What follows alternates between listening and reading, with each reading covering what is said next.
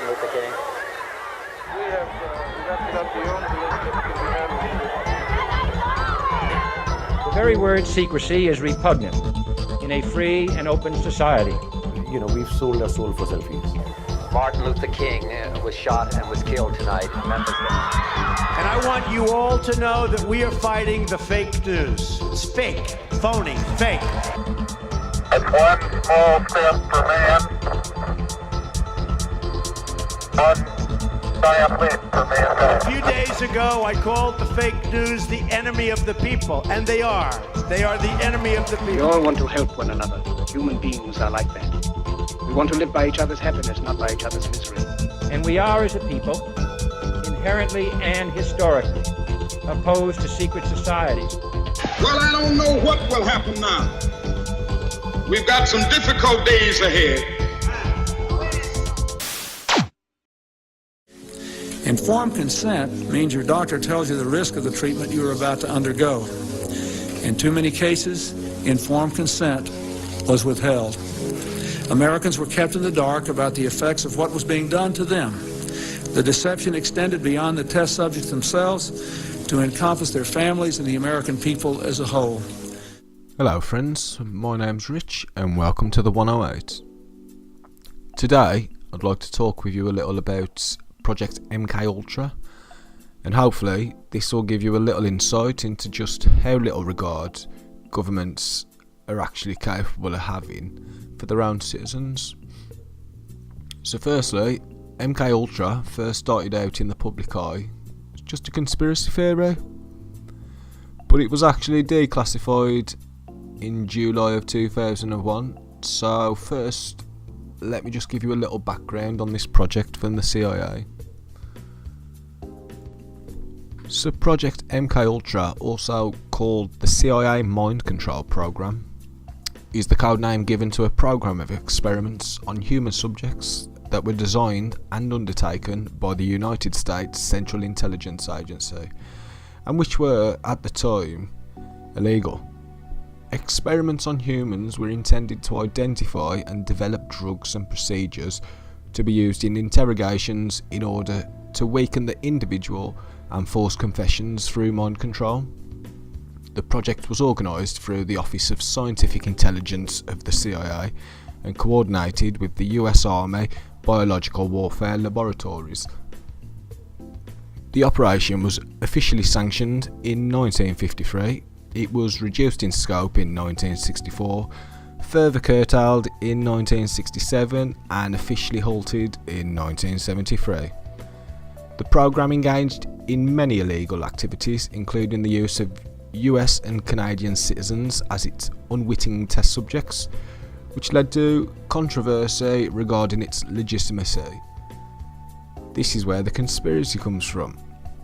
MK Ultra used numerous methods to manipulate people's mental states and alter brain functions, including the surreptitious administration of drugs, especially LSD, amongst other chemicals, hypnosis, sensory deprivation, isolation, verbal and sexual abuse, which includes the sexual abuse of children, and many other forms of torture.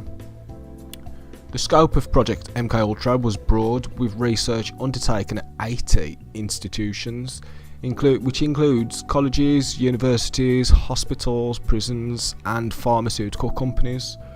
The CIA operated through these institutions using front organisations, although sometimes top officials at these institutions were aware of the CIA's involvement.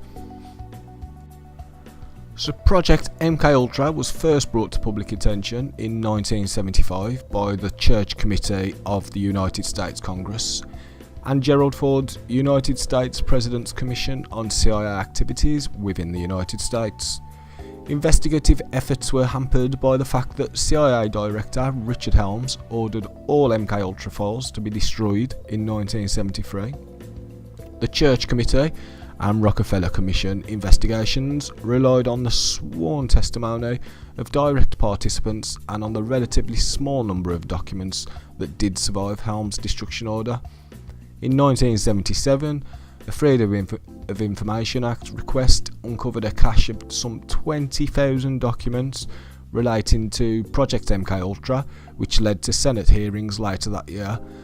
Some surviving information regarding MKUltra was actually declassified in July of 2001. So just how were the CIA using LSD? Let's delve into that a little. So once Project MKUltra got underway in April 1953, experiments included administering LSD to mental patients, prisoners, drug addicts and sex workers. And as one CIA agent nicely put it, these were people who could not fight back.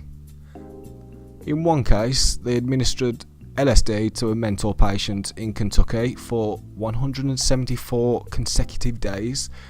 They also administered LSD to CIA employees, military personnel, doctors, other government agents and members of the general public to study their reaction. Now, LSD and the other drugs were often administered without the subject's knowledge or informed consent, which was actually a violation of the Nuremberg Code the US had agreed to follow after World War II. The aim of this was to find drugs which could bring out deep confessions or even wipe a subject's mind clean and program him or her as a robot agent. In Operation Midnight Climax, the CIA actually set up several brothels within agency safe houses in San Francisco, California, to obtain a selection of men who would then be too embarrassed to talk about the events. The men were dosed with LSD, the brothels were equipped with one-way mirrors, and the sessions were actually filmed for later viewing and study. In other experiments where people were given LSD without their knowledge, they were interrogated under bright lights with doctors in the background taking notes. They told subjects that they would extend their trips if they refused to reveal their secrets. The people under this interrogation were CIA employees, US military personnel and agents suspected of working for the other side in the Cold War. Long-term debilitation and several deaths resulted from this. Heroin addicts were even brought in and were bribed into taking LSD with offers of more heroin. At the invitation of Stanford psychology graduate student Vic Lavelle, Ken Casey volunteered to take part in what then turned out to be a CIA financed study under the umbrella of MKUltra at the Menlo Park Veterans Hospital, where he worked as a night aide. The project studied the effects of psychoactive drugs, particularly LSD, cocaine, AMT and DMT on people. The Office of Security used LSD in interrogations, but Dr. Sidney, and I am going to butcher the surname, Dr. Sidney Gottlieb, the chemist who directed MKUltra, had other ideas. He thought it could be used in covert operations. Since its effects were temporary, he believed that one could give it to high-ranking officials and in this way affect the course of important meetings, speeches, anything in the public eye, anything where they need to gain power. People could become puppets. Since he realised there was a difference in testing the drug in a laboratory and using it in clandestine operations, he initiated a series of experiments where LSD were given to people in normal settings without warning. At first, everyone in technical services tried it, a typical experiment involving two people in a room where they observed each other for hours and took notes. As the experimentation progressed, a point arrived where outsiders were drugged with no explanation whatsoever, and surprise acid trips became something of an occupational hazard among CIA operatives. Adverse reactions often occurred, as you would expect, such as an operative who received the drug in his morning coffee, became psychotic, and ran across Washington seeing a monster in every car passing him. The experiments continued even after Dr. Frank Olson, an army scientist who had not taken LSD before, went into deep depression after a surprise trip and later fell from a 13th story window. Some subjects' participation was consensual, and in these cases they appeared to be singled out for even more extreme experiments. In one case, 7 volunteers in Kentucky were given LSD for 77 consecutive days. MKUltra's researchers later dismissed LSD as being too unpredictable in its results.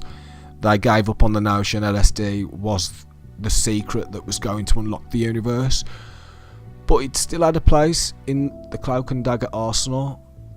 However, by 1962, the CIA and the Army developed a series of super hallucinogens, such as the highly touted BZ, which was thought to hold greater promise as a mind control weapon. This resulted in the withdrawal of support by many academics and private researchers. The LSD research became less of a priority altogether. So all this it's a bit creepy. Imagine rocking up for work in the morning, your colleague brings you a cup of tea, a coffee, whatever, brings you your morning drink as you've rocked up, 9 AM in the morning. You think nothing of it, you've been working there years. Next minute you know, you're bouncing off the walls, tripping madness, running through Washington, scared of these monsters that are chasing you. But how did all this start to reach public view? Well, most CIA documents regarding this project were actually destroyed, making a full investigation of MKUltra impossible. A cache of some 20,000 documents did survive, as they had been incorrectly stored in a financial records building and were discovered following an FOIA request in 1977. These documents were fully investigated during the Senate hearings of 1977. In December of 74, the New York Times alleged that the CIA had been conducting illegal domestic activities, including experiments on US citizens during the 1960s. That report prompted investigations by the US Congress in the form of the Church Committee and by a commission known as the Rockefeller Commission that looked into illegal domestic activities of the CIA, the FBI and intelligence-related agencies of the military.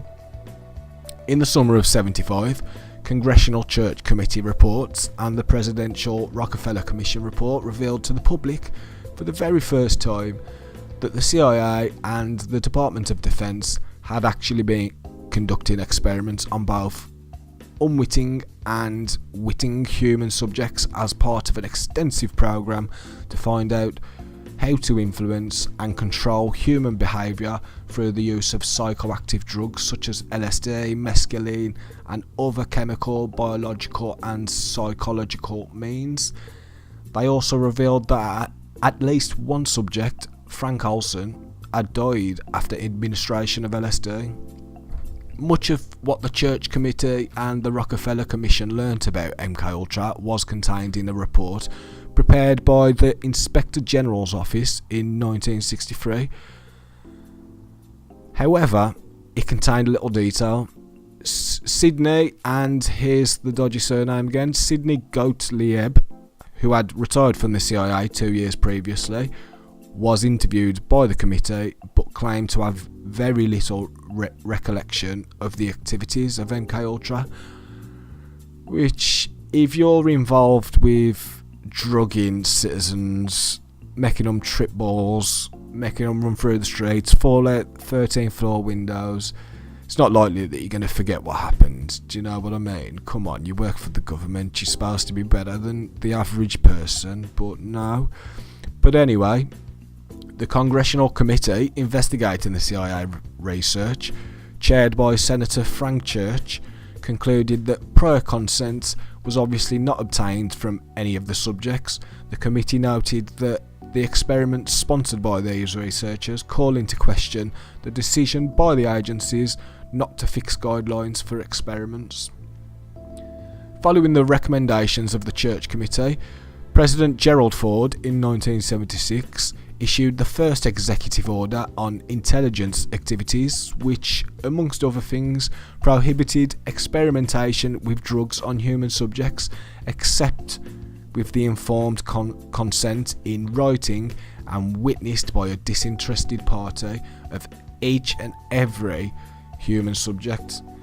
And in accordance with the guidelines issued by the National Commission, subsequent orders by Presidents Carter and Reagan expanded the directive to apply to any human experimentation. In 1977, during a hearing held by the Senate Select Committee on Intelligence, which was to look further into MKUltra, Admiral Stansfield Turner, then Director of Central Intelligence, revealed that the CIA had found a set of records consisting of about 20,000 pages that had actually survived the 1973 destruction orders, because, now listen to this, it's not often that the incompetence of a government works in the people's favour, but these 20,000 pages that survived the destruction orders only survived because they were incorrectly stored at a record centre not usually used for such documents. These files dealt with the financing of MKUltra projects and contained few project details, but much more was actually learned from them than from the Inspector General's 1963 report. So what can we actually take from MKUltra? Well, we can only actually prove that it happened through a mistake by the Central Intelligence Agency. They wanted to destroy every file pertaining to MKUltra, but luckily we've got 20,000 pages now that are available to the public. You can read through these pages yourself, and I think this alone, because this happened 60-70 years ago now, so are you telling me that the government's just stopped all of a sudden through whatever reasoning? They had a change of heart. Oh, we can't do this anymore. No, I do believe that this sort of stuff goes on behind the scenes now, and I do think that with the way technology has progressed throughout the years, that the experiments may have got worse. And if you go back to the 50s, the 60s, before all of this come out, before there was investigations into what was actually going on, people were called crazy for believing that this would be possible, that governments could actually perform experiments on their own people without anyone knowing. And this is why you can't just sweep away any conspiracy theory. You have to look into it, and you have to do your own research and come up with your own answers, because, well, yeah, 99 out of 100 conspiracy theorists are going to be codswallop, and it's just going to be people chatting bubbles. But that one, the MKUltras of the world, it's real, and this is what governments are capable of doing. They've got no thought for human life. They've got no thought for their own citizens. It's all about power. It's all about progression. It's about being better than their rivals. Whereas I like to think that life is not even just human life, any life it's the greatest gift any of us ever experience. So we need to hold governments accountable when they get found out for things like this. We need to stand up as a people and just be like, no, not anymore. They're not they're elected leaders. We elect them. So why are we not holding them accountable for things like this when these things happen? People just seem to forget, but we're at a tipping point now with society, especially in the West. Like, things are falling apart at a drastic level, and I think it's about time that people realise that we've got the power. The governments have not got the power, it's the people who've got the power. But this does lead on to a few other subjects that I will be touching on in the future.